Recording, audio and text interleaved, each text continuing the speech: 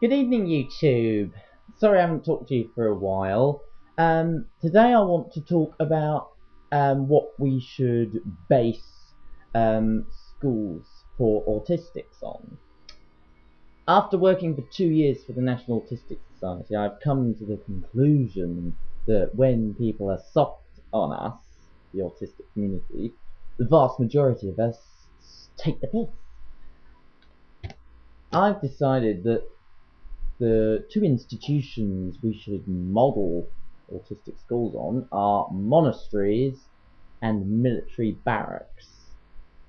I don't mean I believe in war or religion, I don't, but there's a lot to be said for the way those two institutions are organised. First thing, they're male dominated and autism is extreme maleness.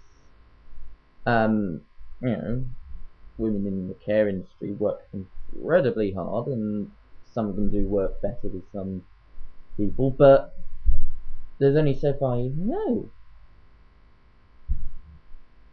Monks and soldiers are brought in when they're young. It's a way of maturing, it's a way of turning boys into men through discipline. And this discipline is manifested with timetables. Monasteries and barracks are ruled by timetables. There is no free time, which sounds horrible to an old person, but to us, who have less imagination than you, just a few minutes of free time is frightening, creepy. What am I doing now? What am I doing now? What am I doing now? In a monastery, well, you're praying, or you're digging, or you're writing, or chanting, tolling a bell, whatever. In barracks, you're making a bed, washing, eating, doing drilling, bayonet practice, rifle practice, and so on and so on. And both these institutions have a higher purpose. So many times I'm asking people autistics I work with, to do something, and they do not see the reason for it, and sometimes I can't blame them. And they won't work unless they see a reason for it. Monasteries and barracks, there's a higher purpose. In the monastery, it's to serve God. In barracks, it's to serve your country. Now, once again, I do not believe in God, and I do not believe in nationalism, but there is something to be said for institutions which have a higher purpose.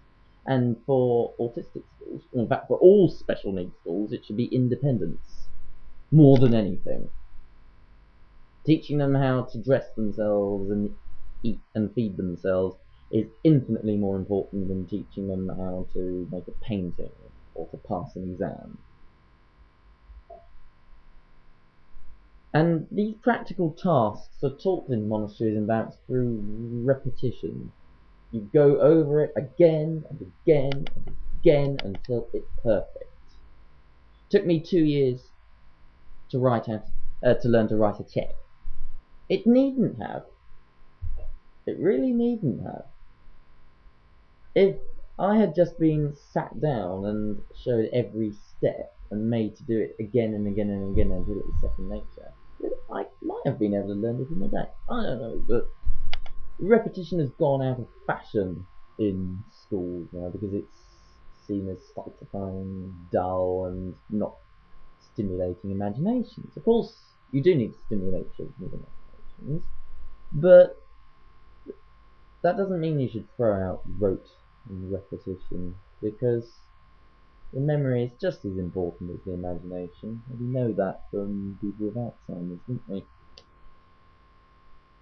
And in monks all wear uniforms, soldiers all wear uniforms, and for autistics this helps us to focus on the face. It stops us getting distracted by people's new clothes. Might not seem a big deal to you, people wearing new clothes. You might think that happens all the time, but to us, because we can't filter information, every little change is just enormous.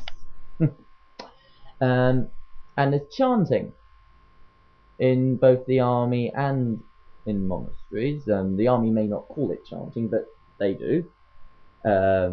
Things like, what's the difference between the padre and me? The padre talks to God, you are God, thoughtful. that kind of thing appeals to autistics a great deal. And okay, if it's in a foreign language like Latin, not very helpful, but you can use chanting for educational purposes, or just look how they use music to teach timetables in normal schools. Finally, most important thing, verbal input is minimized in barracks and monasteries because they are male dominated and because men do not have a language center in the brain.